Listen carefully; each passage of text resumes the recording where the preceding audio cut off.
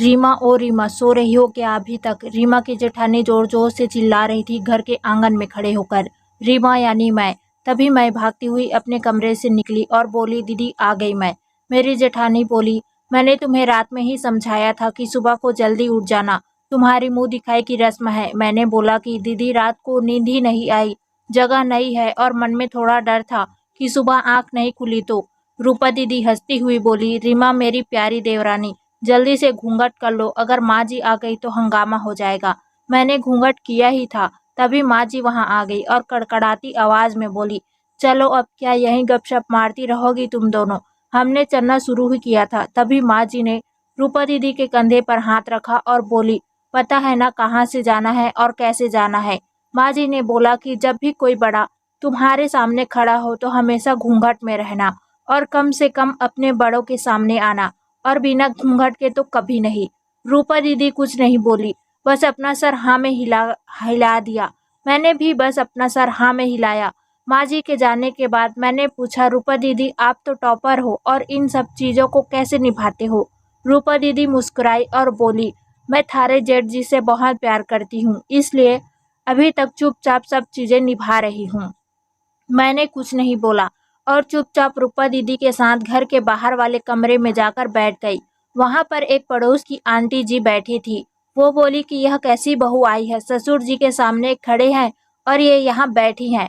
मुझे कुछ समझ नहीं आया। रूपा दीदी बोली, आंटी जी अभी नई बहू है, यहाँ के रीति रिवाज सीखने में थोड़ा समय लगेगा। रूपा दीदी मुझे वहां से उठाकर मेरे कमरे में छोड़ने गई। 6 महीने यूं ही छोटी छोटी चीजों में बीत गए। फिर एक दिन मैं रोहित के साथ साड़ी लेने गई। रोहित का फोन आया और वो दुकान से बाहर बात करने चला गया। साड़ी की दुकान पर मैं बेधड़क होकर साड़ियाँ देख रही थी। तभी वहाँ साथ में बैठे हुए अंकल जी खांसे, एक बार फिर 2 बार फिर 3 बार। मैंने साड़ी वाले भैया से बोला कि भैया इस अंकल जी को पानी दे दो, बहुत खांसी आ रही है इन्हें। अंकल जी भड़क उठे और बोले, क्या बदतमीज लड़की है, ये कुछ शर्म लिहाज है या नहीं इसे? दुकान पर हंगामा देख रोहित बाहर से भागकर अंदर आया और अंदर आते ही अंकल जी के पैर छूकर बोले, मामा जी आप यहाँ। मैं घबरा कर दुकान से बाहर निकल आई, एक लंबा घूंघट करके गाड़ी में बैठ गई। रोहित बाहर आया और गाड़ी में बैठकर गाड़ी बहुत तेज चलाने लगा।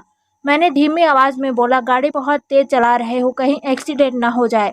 हम घर पहुंचे ही थे तभी माँ जी जोर जोर से चिल्लाते हुए बाहर आई, देखो आ गई ये रानी साहिबा, खानदान की इज्जत मिट्टी में मिलाकर। तभी रूपा दीदी आई और बोली, माँ जी मेरी शादी को 6 साल हो गए, मैं अभी तक मामा जी को नहीं जानती, ये कैसे जानेगी? माँ जी जोर से चिल्लाई, देखो कैसे चपड़ चपड़ जबान चल रही है इस रूपा की भी। रोहित सबकी बात काटते हुए बोले कि माँ ये दोनों सही बोल रही है, अगर ये हमेशा घूंघट के करती ही रहेगी तो ये मामा जी को कैसे पहचानेंगी? और माँ आज मामा जी के फोन पर तुमने पूरा घर की शांति को भंग कर दिया। ये वो समाज है जिसने सीता मैया पर भी उंगली उठाई थी। पिताजी और जेठ जी भी ने अपना पक्ष रोहित के साथ ही रखा। माँ जी थोड़ी देर सोचने के बाद वापस रूपा दीदी और मेरे पास आई और बोली, तुम दोनों को अपनी मर्यादा पता है, मुझे उम्मीद है कि तुम कभी भी मेरा सर शर्म से नीचा नहीं झुकने दोगी। हम एक ही परिवार के सदस्य हैं, हमें हमेशा साथ रहना है, अच्छा वक्त हो या बुरा, हर सदस्य को अपनी मर्यादा पता है। माँ जी ने मुझे और रूपा दीदी को गले से लगा लिया। दोस्तों उम्मीद करती हूँ कि यह कहानी आपको पसंद आई होगी। अगर आपको पसंद आए तो कृपया लाइक और सब्सक्राइब करना ना भूलें। धन्यवाद।